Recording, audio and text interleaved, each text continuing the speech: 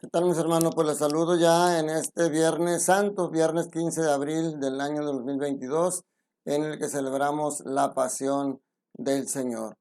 Y sí, decimos celebramos, a veces pensamos que celebrar solamente son las fiestas alegres. Celebramos la pasión del Señor porque es un momento culminante en nuestro proceso de salvación. La primera lectura está tomada de Isaías, capítulo 52, prácticamente todo del versículo 13 hasta el final, y los primeros 12 versículos del capítulo 53. Es una lectura más larga que las primeras lecturas anteriores, porque lo que decíamos los días anteriores estamos viendo los primeros 3 cánticos del siervo de Yahvé, y hoy es el cuarto cántico. Es el más completo, el más duro, el más preciso. Este cuarto cántico del siervo de Yahvé nos presenta al Cordero Inocente que carga con nuestros pecados, que carga con nuestras culpas, que con su muerte logra la liberación y la justificación de muchas personas. Algo importante aquí que lo muestra como poco atractivo, poco motivante. O sea, normalmente nosotros seguimos algo que nos atrae visualmente. En cambio aquí dice, no tenía gracia ni belleza, no vimos en él ningún aspecto atrayente, despreciado y rechazado por los hombres, varón de dolores, habitado al sufrimiento, como uno que se aparta de la mirada. Despreciado y desestimado, él soportó nuestros sufrimientos y aguantó nuestros dolores. Dice, cuando lo maltrataban se humillaba y no abría la boca, como un cordero llevado a degollar, como oveja ante el esquilador enmudecía y no abría la boca. Qué increíble cómo lo presenta Jesús, cómo lo presenta Isaías, que precisamente vemos la presencia de Jesús ahí en este cántico del siervo de Yahvé, porque los dice que no tenía ni gracia de belleza, no tenía incluso figura de hombre. Entonces, eso lo vamos a ver también en la segunda lectura, cuando dicen en la pasión, cuando dicen el eche homo, he aquí al hombre. Jesús era castigado con látigos, pero no eran látigos simplemente de cordeles, llevaban picos y puntas que arrancaban la piel. Por eso no tenía figura humana. Y sin embargo, presenta ese contraste que ya hemos visto entre el dolor del siervo que sufre y en el enaltecimiento que Dios le da, porque dice, ante él los reyes, bueno, para esto antes dice, he aquí a mi siervo, será puesto en alto. Dice, muchos se horrorizarán al verlo porque estaba desfigurado su semblante, que no tenía ya aspecto de hombre. Esto es bien importante recalcarlo, ¿no? Su cuerpo estaba tan desfigurado que no parecía hombre, por eso vimos cómo era poco atrayente. Pero junto con toda esa parte de dolor, muestra ese contraste, el enaltecimiento. Dice, ante él los reyes cerrarán la boca porque verán lo que nunca les habían contado y contemplarán lo que nunca habían imaginado. Y dice, cuando entregue su vida como expiación, verá a sus descendientes prolongar sus años, y por medio de él prosperarán todos los designios del Señor. O sea, esos son los contrastes, el dolor y el sufrimiento, esa parte que al final vamos a ver en la pasión, que ver a un Jesús derrotado en la cruz realmente no es la derrota, sino cómo es transformado en victoria.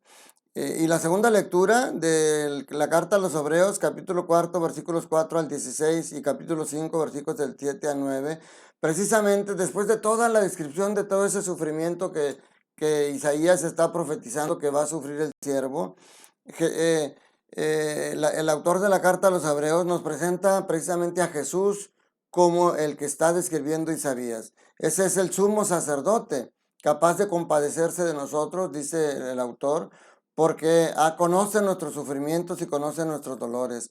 Él ha sufrido lo mismo que todos nosotros, menos el pecado. Por eso dice que podemos acercarnos con plena gracia para recibir la misericordia y hallar gracia y obtener ayuda en el momento oportuno.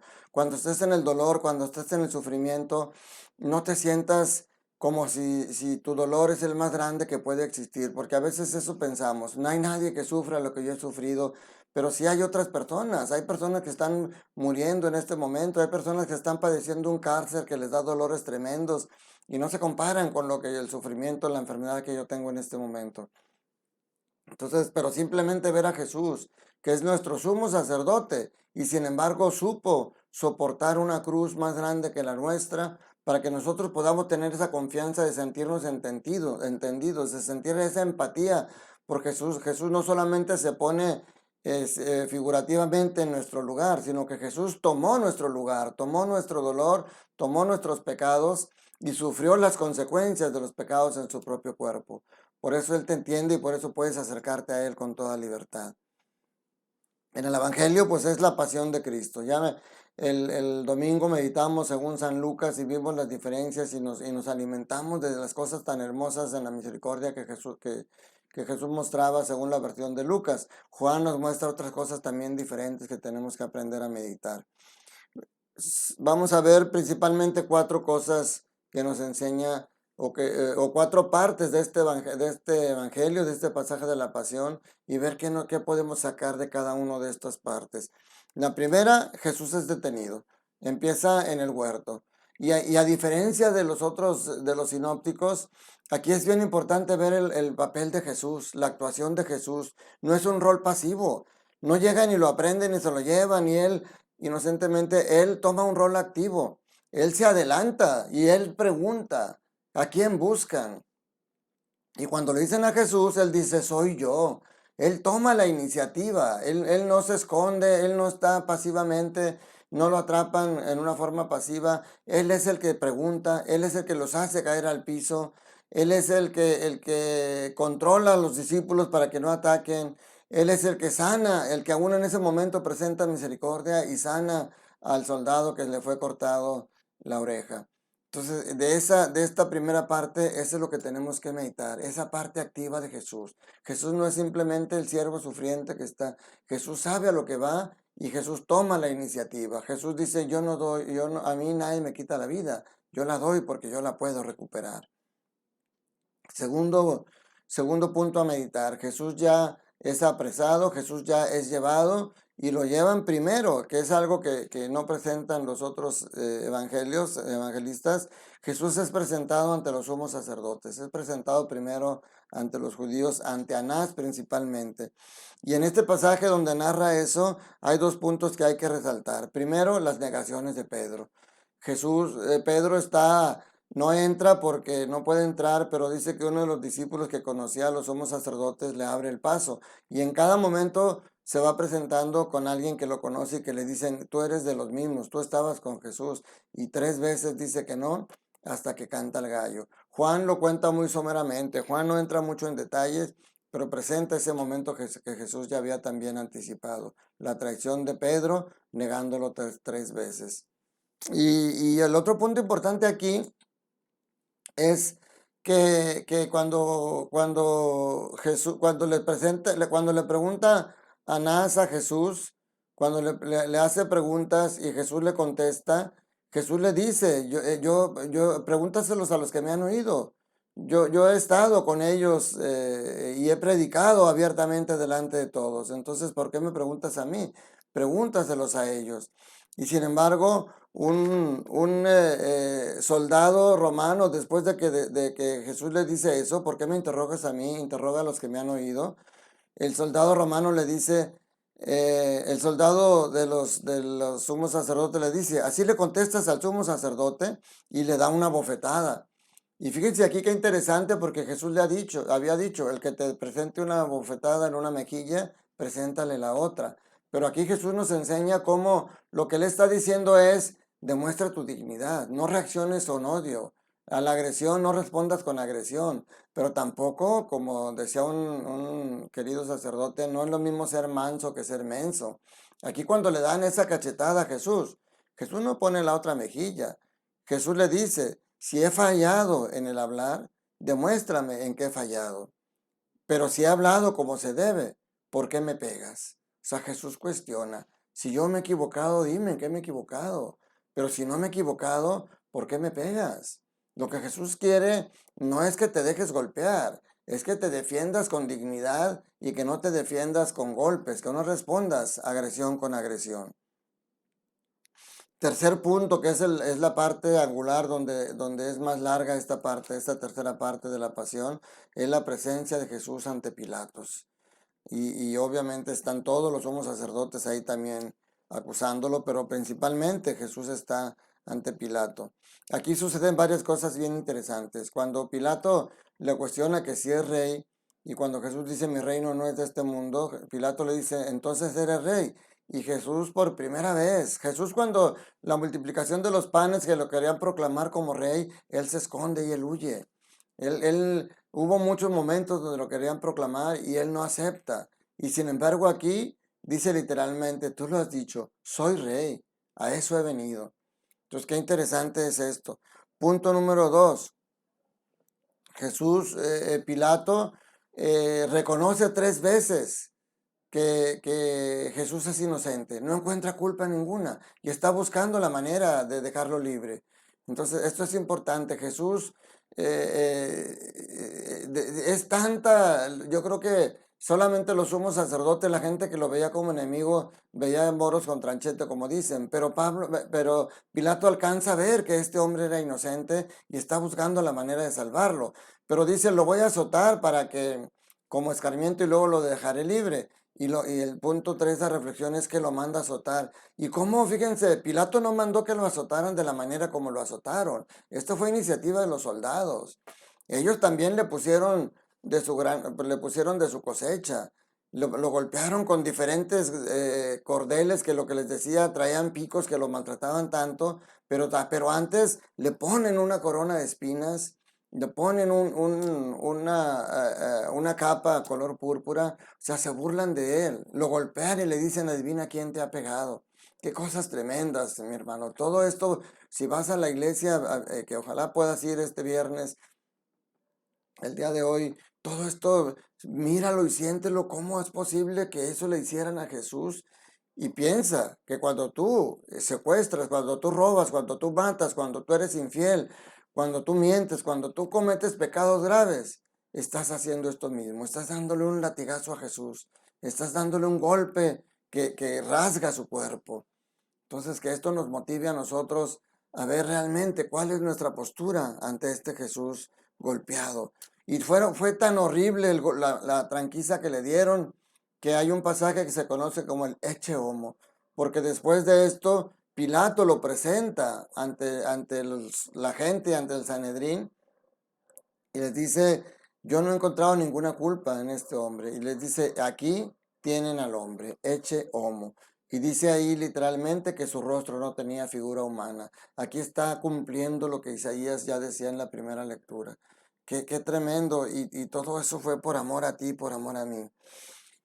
Antes de esto, cuando Pilato lo estaba interrogando, también Jesús da una enseñanza. Jesús siempre enseña. Y Jesús nos enseña que la autoridad, cuando tú tienes un puesto de autoridad, cuando tú eres jefe, tú eres líder y te sientes prepotente porque tienes en tus manos el poder mandar a todo mundo, ten cuidado, porque cuando Pilato le dice a Jesús, tú no me contestas, no sabes que tengo el poder para soltarte o para dejarte, no sabes que tengo autoridad sobre ti.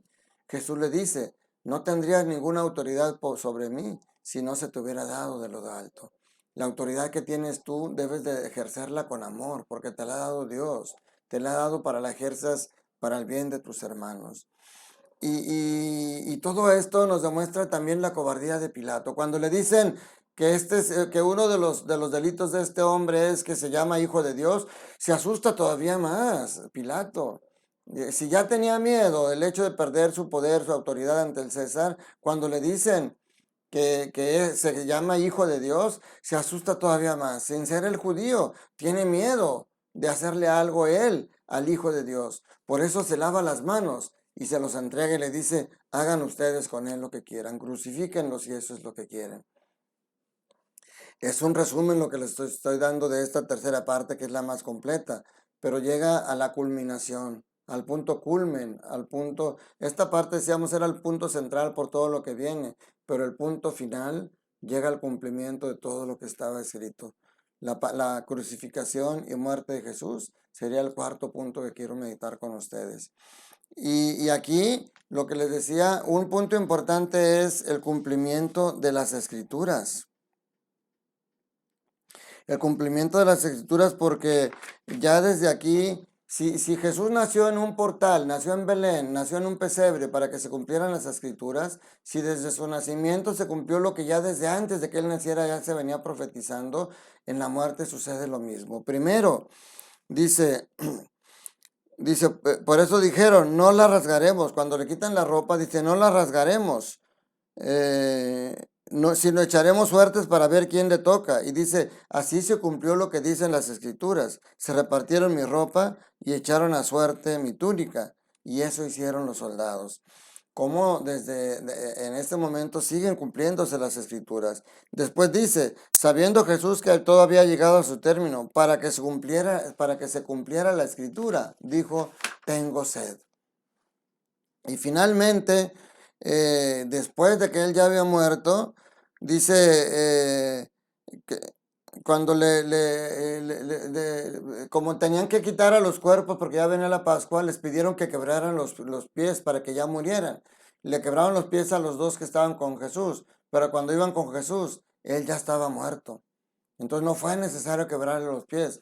Lo que hizo un soldado fue con una lanza le atravesó el costado.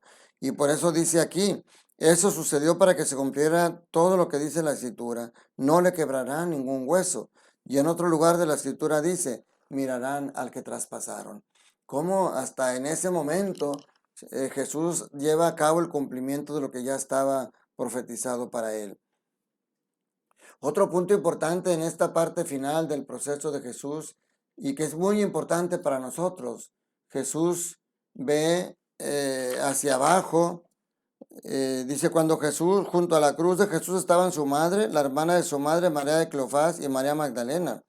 Y al ver a su madre y junto a ella al discípulo amado, Jesús le dijo a su madre, mujer, allí está tu hijo. Y después dice, le dijo al discípulo, ahí está tu madre. Y desde aquella noche, dice el evangelista, el discípulo se la llevó a vivir con él. Esa parte es importante para nosotros, mis hermanos, porque ahí nosotros estamos representados por Juan. Ahí Jesús nos está dando a María como madre, que una madre sufriente, una madre que sufrió al ver sufrir a su hijo, es una madre que sufre cuando te ve sufrir a ti. Y es una madre que así como trata de consolar a su hijo, trata de consolarte a ti. Nunca te olvides, tienes una madre que te ama, que te cuida y que te procura.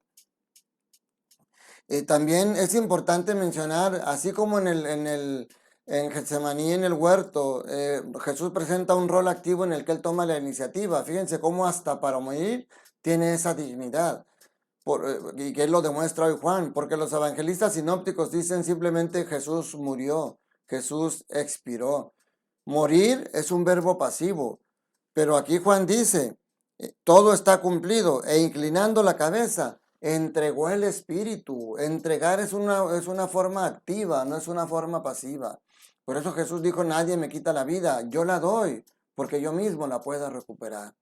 Nunca se nos olvide eso. Jesús no murió de una forma pasiva. Él también mostró una forma activa, mostrando que tiene esa autoridad para recuperarla.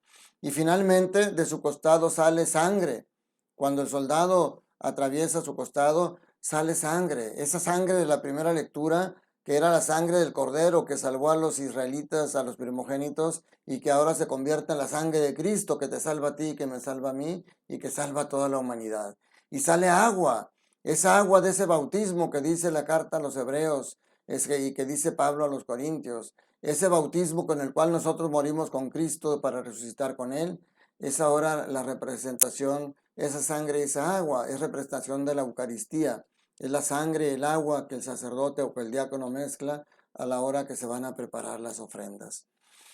Qué tremenda es este día de la pasión. Por eso en la noche vamos a hacer lo que es la procesión del silencio, acompañar a María en el dolor y en el sufrimiento de haber visto todo y haber sufrido y haber cumplido lo que Simeón le dijo, que a ti una espada atravesará tu alma. Entonces el resumen final, mis hermanos, la liturgia de hoy, para que no les sorprenda cuando vayan a mí, porque no es propiamente una misa la que se celebra hoy, la liturgia de hoy es primero la lectura de la pasión, es la primera parte de la liturgia.